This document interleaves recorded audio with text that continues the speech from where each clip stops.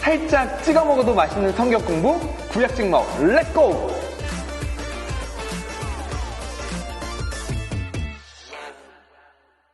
네, 여러분 안녕하세요. 겟세마의 동산 겟쌤입니다. 여러분 혹시 대홍수에 대한 이야기가 성경보다 먼저 쓰여진 고대 문헌이 있다는 것 알고 계셨나요? 그래서 무신론자들은 모세가 이 이야기를 표절했다고 주장하기도 합니다. 또요, 이집트에는 출애굽에 대한 고고학적 증거가 없다고 해요. 그러다 보니까 무신론자들은 이런 고고학적 내용을 토대로 성경을 소설처럼 여기기도 합니다. 혹시 이 짧은 순간에 신앙이 흔들리시진 않았죠?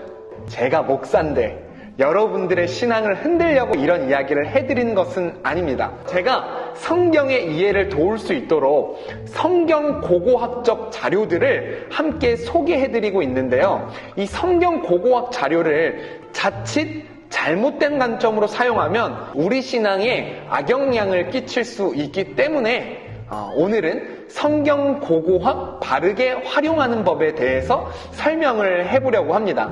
먼저 이 성경 고고학이 무엇일까요? 성경 속 사건이 발생한 지역을 발굴하고 그를 통해서 얻어진 유물을 과학적으로 분석하고 해석하는 학문이 성경 고고학입니다. 그런데 이 성경 고고학은 바르게 활용하는 것이 중요합니다. 그래서 바르게 활용하기 위해서 두 가지를 잘 기억하셔야 되는데요. 이 첫 번째는 성경 중심적 관점입니다. 사실 성경 고고학의 목적은요, 성경에 기록된 사건의 역사성을 증명하는 것이 목적이 아닙니다. 생각해 보세요. 성경이 정확무오한 하나님의 말씀이라고 믿습니다. 그러니 증명이 중요한 것이 아니겠죠. 우리는 성경 고고학을 통해서 성경을 증명해내는 것이 아니라 성경 속 배경을 더 잘 이해하는 것이 성경 고고학의 목적입니다. 이런 관점을 가지실 필요가 있어요. 예를 들어서 아까 말씀드린 고대 문헌 중에서 길가메시 서사시라는 문헌이 있는데요. 여기에 대홍수가 일어난 사건에 대해서 다루고 있습니다. 무신론자들은 이 고고학적 자료를 통해서 모세가 표절했다라고 해석하지만 반대로 제가 알려드린 관점대로 살펴보면요. 와, 성경뿐 아니라 다른 문헌에도 홍수에 대한 언급이 있는 것을 봐서는 진짜 성경의 이야기가 맞네라고도 생각하고 해석할 수 있는 거죠. 하나님께서 일으키신 홍수에 대해서 인류가 충격을 받아서 그것이 성경이든 성경이 아니든 홍수에 대해서 기술하고 있다라는 거잖아요.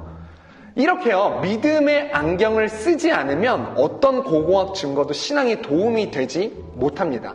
그래서 성경 중심적 관점을 가지고 이 고고학 자료들을 살펴볼 필요가 있고요.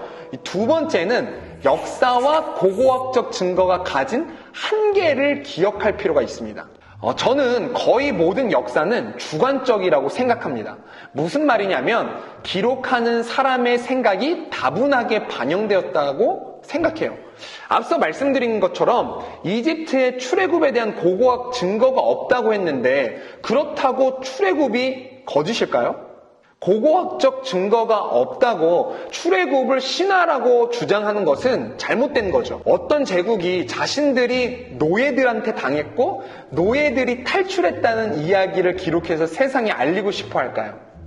이집트 입장에서라면 당연히 남기고 싶지 않을 역사고 고고학적 증거물조차 남기고 싶어 하지 않았을 것 같아요. 반대로 어떤 민족이 자신의 조상들이 노예였다고 이야기를 굳이 지어낼까요?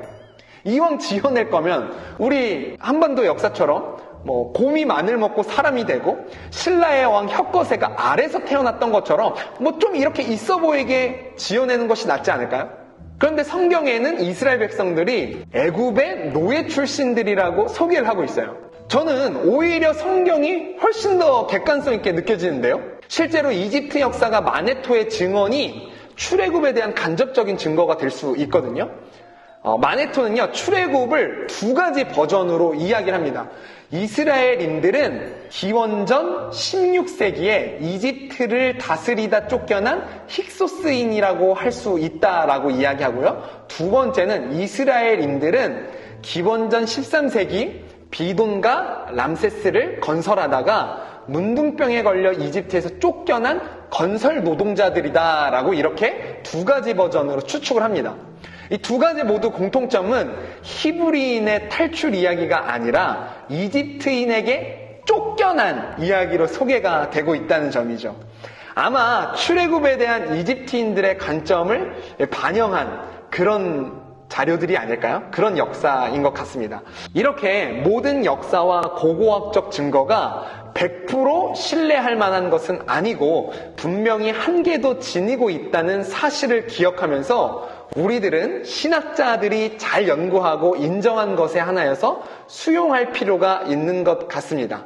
오늘 쉽지만은 않았을 것 같은데요. 성경 고고학을 바르게 활용하는 법에 대해서 배워봤습니다. 다음에도 유익한 자료들을 가지고 찾아오도록 하겠습니다. 지금까지 겟세마의 동산 겟쌤이었습니다. 다음에 만나요. 안녕.